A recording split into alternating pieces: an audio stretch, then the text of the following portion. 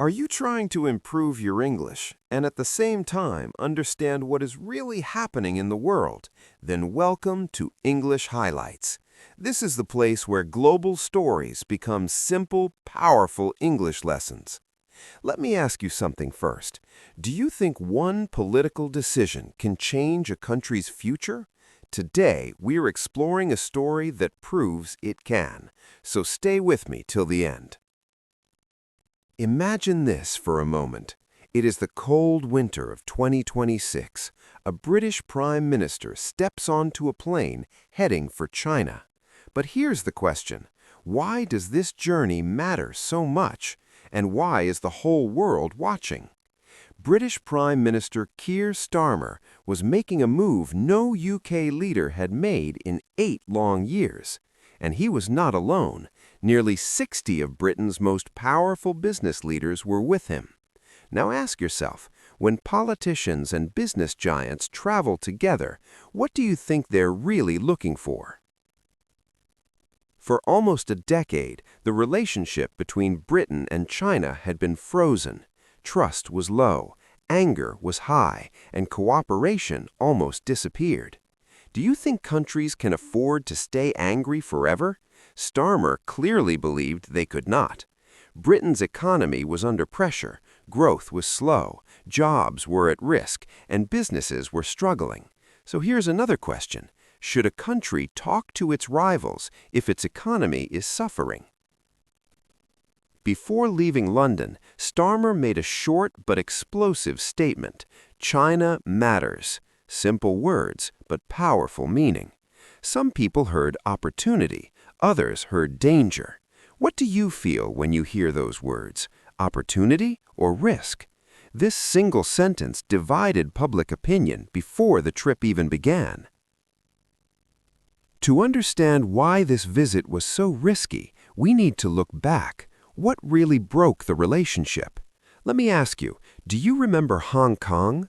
In 2020, China introduced a strict national security law. Britain believed this destroyed Hong Kong's freedoms and broke old promises. So the UK opened its doors to Hong Kong residents. More than 200,000 people moved to Britain.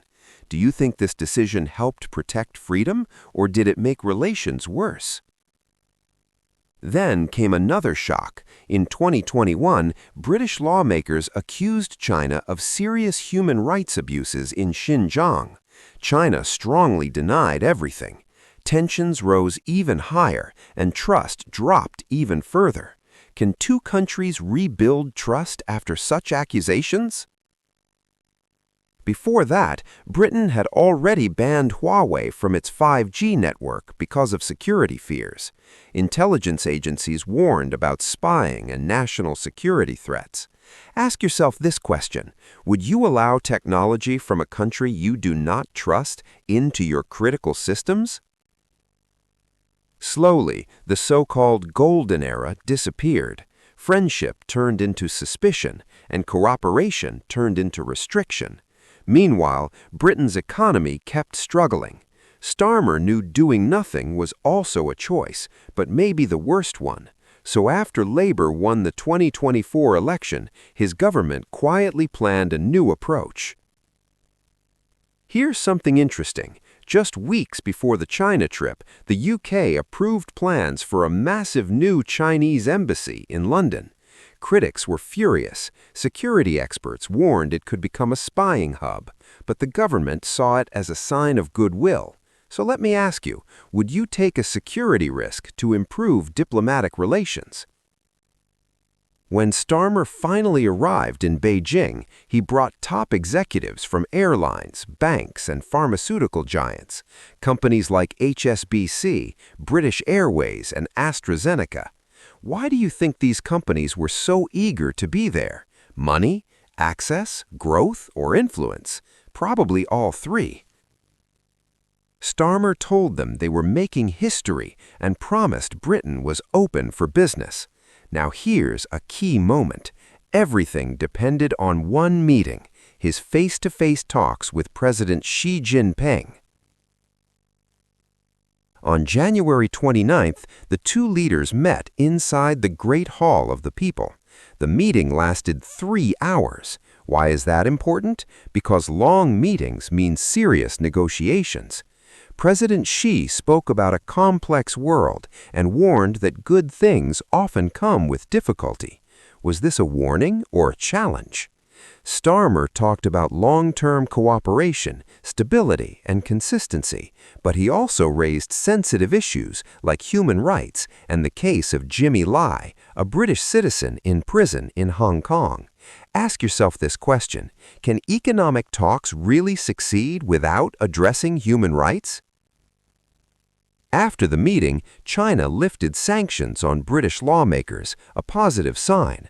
But Starmer needed more than words. He needed results. So what did Britain actually get? China agreed to cut taxes on British whiskey, helping Scotland's economy. British citizens would soon be able to visit China without visas. AstraZeneca promised a massive $15 billion investment by 2030. British companies secured billions in trade deals. Sounds like a success, right? But here comes the next question: at what cost? Because just as Britain celebrated, Washington reacted angrily.